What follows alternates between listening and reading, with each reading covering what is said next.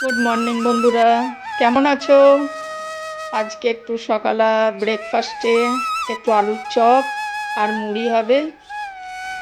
সেই জন্য আমি আলুর চপের সব জিনিস নিয়ে চলে এলাম। এখানে একটু আলু আছে, একটু পেঁয়াজ আছে, একটু আদা আছে, একটু কাঁচা লঙ্কা আছে, একটু রসুন আছে, এখানে বেসন আছে। এবারে আমি সবজিগুলো একটু করে কেটে নেবো, দিয়ে আলুটাকে একটু কুকারেতে সিটি লাগিয়ে নেবো। আলুটা, পেঁয়াজটা, আদাটা একটু ধুয়ে নিয়েছি। এবার আলুটা কুকারের সিটিতে লাগিয়ে দেবো, কষিয়ে দেবো। তারপর আমি এবার রসুনটা একটু ছাড়িয়ে নেবো, এটা করে দিলাম। আলু সিটি করে গেল। এবারে আমি এখানে একটু বেসনটাতে কী কী দিচ্ছি দেখো, দিয়ে বেসনটা ভালো করে মেখে নেবো। একটু সরষের তেল দিয়ে দিয়েছি, একটু সামান্য পরিমাণ 1 পিঞ্চ হলদি, একটু লাল মির্চ, একটু ধনিয়া পাউডার,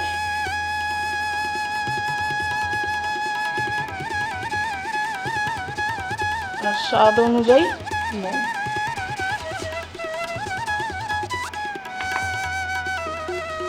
এবারে এটা জল দিয়ে ভালো করে মেখে নেব।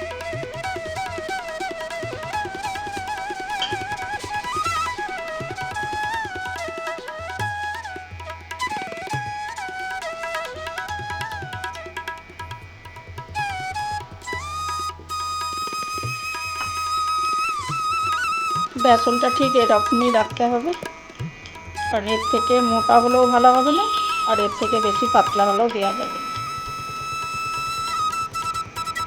এরকম চপের জন্য এটাই পারফেক্ট।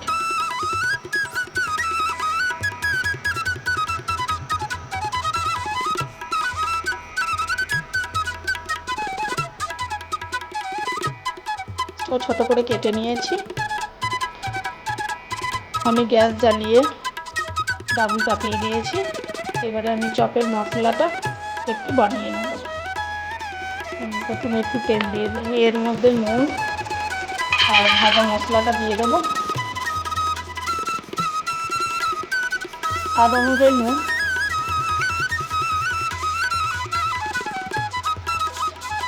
ভাজা মশলাটা আমি ছোটো চামচে 2 চামচ দেব।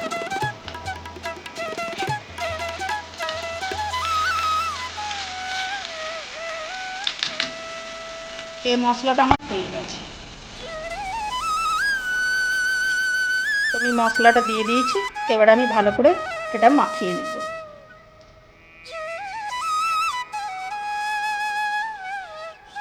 মেখে নেওয়ার পরে এরকম গোল করে চারটা করে নিয়েছি। এবারে এগুলো একটু বেসনেতে ডিপ করে দিয়ে আমি কড়াইয়ে তেল গরম করে আমি এগুলো একটু ফ্রাই করে নেব।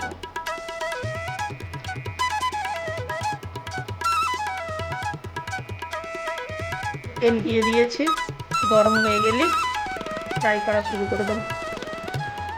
আর তেল গরম হয়ে গেছে, আশা করছি। এবার আমি একে একে ছেড়ে দেবো।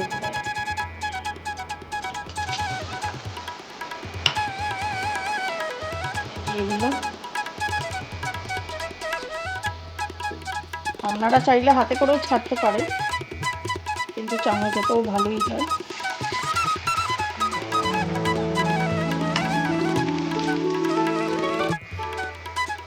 একটু গ্যাসটা কম করে দিই।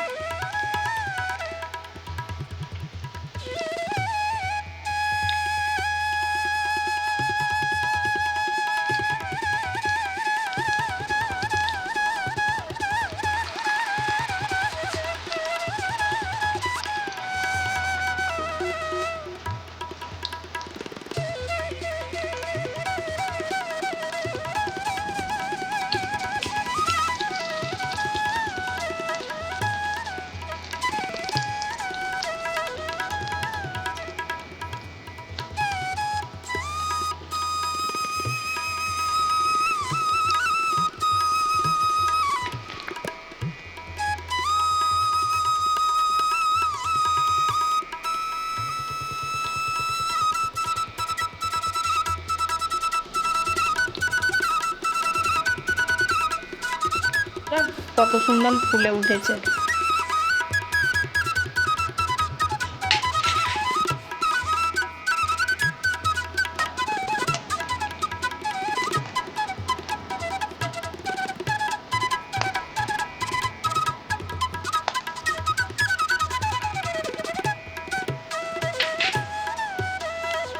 আমার তো চপ হয়ে গেছে, দেখুন কত সুন্দর হয়েছে। এবার একটু করে সসের সাথে ডুবিয়ে খান কিংবা মুড়ির সাথে খান, ভালো লাগবে। আর লাইক, শেয়ার, সাবস্ক্রাইব করতে যেন ভুলবেন না, জরুর করবেন। আজকের ভিডিওটা আমি এখানেই শেষ করছি। চেষ্টা করব আবার কাল একটা কিছু নতুন ভিডিও আনার জন্য।